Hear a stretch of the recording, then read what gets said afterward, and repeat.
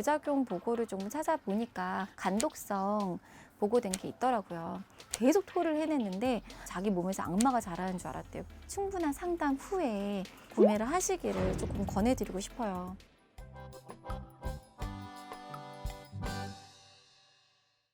네, 여러분 안녕하세요. 식약처 구독자 여러분. 네, 저는 여러분의 단골 약사 이승입니다. 지난 시간에 말씀드린 것처럼 오늘은 다이어트에 도움이 되는 일반 의약품과 다이어트 시에 도움이 될 수 있는 보조제들을 주제로 이제 얘기를 나눠볼까 합니다.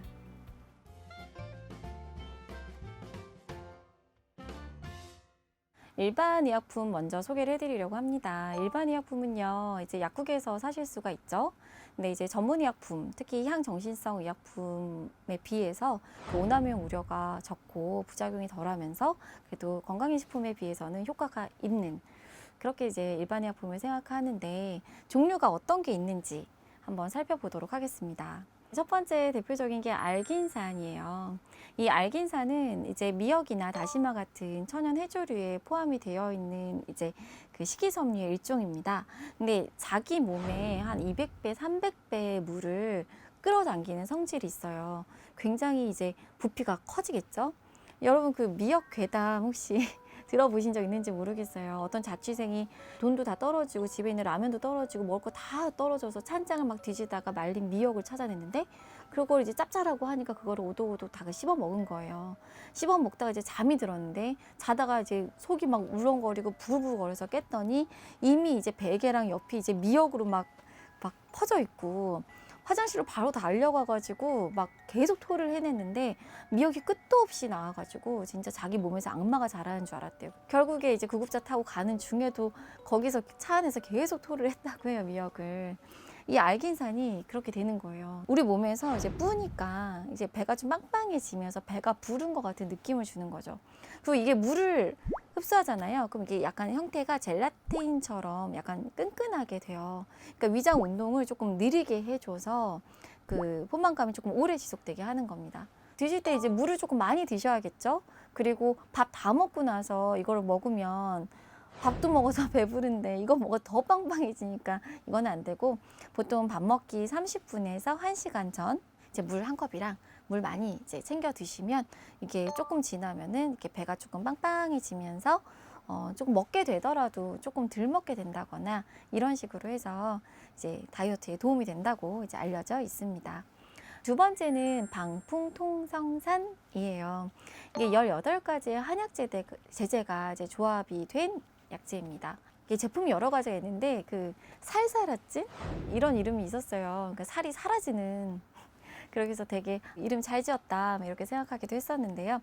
이게 원래는 체내에 나쁜 노폐물, 독소들을 배출하기 위해서 이제 조합이 되고 만들어진 항제인데 변비에도 효과가 좋고 또 땀이나 이렇게 소변 대변으로 독소가 이렇게 많이 나가고 신진대사가 이렇게 원활하게 되면서 이제 그 살이 빠지는 데 도움이 된다고 해요. 그리고 특히나 이제 내장 지방, 복부에 지방이 많은 분들에게 있어서 뱃살 둘레를 감소시키는데 효과가 있다고 좀 알려져 있습니다. 일반 의약품이어서 다 안전한 건 아니고요. 부작용 보고를 좀 찾아보니까 간독성 보고된 게 있더라고요. 근데 이제 뭐 얼마 전에 가르니시아 때도 그렇고 요 방풍통성산도 보면은 제대로 용법 용량을 지키지 않거나 또는 이것만 드신 게 아니라 또 먹고 있는 다른 약재들 또는 이거 먹으면서 다른 식품들 이런 게 너무 과한 경우가 많은 것 같아요. 또 한방 제제들이 또 안 맞는 분들은 이제 몇 번만 먹어도 몇 회 복용만으로도 이게 간 수치가 올라갈 수 있기 때문에 만약 이런 거를 복용하시는 분이라면 이렇게 복용하다가 일어나는 간 수치 상승의 이런 신호들 있잖아요. 그러니까 눈이나 이렇게 피부가 좀 노래진다거나 아니면은 굉장히 너무 많이 피곤하다거나 아니면 소변색이 조금 붉게 나온다거나 이런 경우라면 이제 복용을 중단하고 전문가 상담을 받으셔야 될 것 같습니다. 방풍통성산은 배가 좀 빵빵하게 좀 나오고 또 이게 열을 막 내준다고 했잖아요. 그러니까 막 열이 있는데 땀이 체내에서 좀 잘 안 나는 사람들 있잖아요. 수분 대사 좀 잘 안 되고 그런 분들이 드시고 또 설사가 있는 분들은 얘가 설사를 유발할 수 있으니까 적합하지 않고 변비 있는 분들 이런 분들이 드시면 좀 효과를 보실 수 있을 것 같아요. 세 번째가 L카르니틴입니다. 사실 이 L카르니틴이 일반 의약품인가? 라고 의아해 하시는 분들이 많으실 것 같아요. 이게 보니까 뭐 운동하시는 분들 근력을 키우고 에너지 부스터 뭐 이런 식으로 많이 드시는 것 같아요. 이게 직구나 이렇게 해서 뭐 가루도 제가 이제 홍보하는 거를 많이 보긴 했거든요. 근데 이게 일반 의약품으로도 있습니다. 이 L카르니틴은요, 우리가 에너지 공장이 세포 안에 미토콘드리아인데 이 미토콘드리아로 지방산이 들어가게 도와주는 거예요. 그러니까 지방산이 에너지화가 되는 거니까 지방을 태우는 거잖아요. 그러니까 운동을 할 때 이걸 먹으면 지방을 쓰는 결과가 되는 거죠. 그러니까 지방을 태우고 뭐 근력은 또 높아지고 에너지 생성이 잘 되니까 그래서 그런 목적으로 다이어트에 이제 효과가 된다라는데 일반 의약품으로 허가를 받은 게 이제 이거는 다이어트에 도움이 된다, 체중 감량에 도움이 된다로 허가받은 건 아니고요. 일반 의약품은 이제 심장에 도움이 된다고 알려져 있습니다. 이 에너지 발산을 많이 해야 되고 제일 필요한 부분이 사실은 심장과 근육이거든요. 그래서 심장이 굉장히 허혈성 상태거나 심근이 좀 약한 경우에 심장에 도움이 되는 일반 의약품으로 허가를 받았습니다. 근데 이거를 우리가 그런 기전을 이용을 해서 지방을 태우는 목적으로 이제 드시기도 하는데 건강기능식품뿐만 아니라 일반 의약품이 있다라는 거 말씀드리고요. 이것도 역시 이제 복용했을 때 설사나 메스꺼운 이런 부작용이 있을 수가 있어요. 마지막으로 이제 프리지입니다. 요즘 뭐 녹차, EGCG, 카테킨 이런 거 많이 들어보셨죠? 이것도 이제 녹차와 홍차 추출물로 이루어져 있어요. 그래서 이제 기초대사량을 올려주고 또 지방을 태워주고 지방이 쌓이는 것도 막아주고 에너지 대사를 도와주면서 이게 이뇨작용도 가지고 있어서 붓기를 빠지는 데도 도움이 된다고 합니다. 근데 이제 카페인이 들어있으니까 카페인에 예민하신 분들, 뭐 심장 두근거리고 잠 안 오고 이런 분들은 좀 주의하시는 게 좋을 것 같고요. 또 이게 평상시에 카페인 섭취가 많은 분들은 이 효과가 좀 떨어진다고 하니까 참고하시면 좋을 것 같습니다.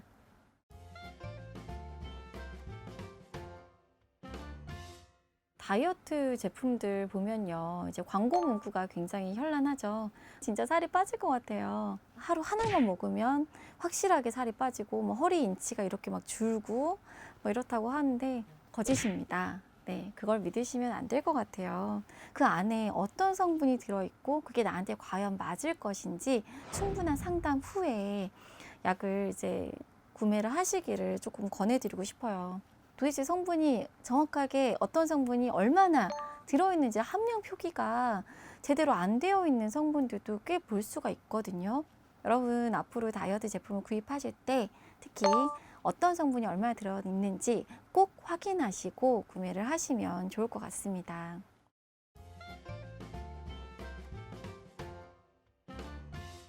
다이어트를 생각하면 사람이 좀 힘들어서 그런 것 같아요. 먹는 거 막 참아야 되잖아요. 체력이 안 되니까 다이어트 할 생각을 하면은 살이 빠져서 기분은 좋을지 몰라도 너무 힘든 거죠.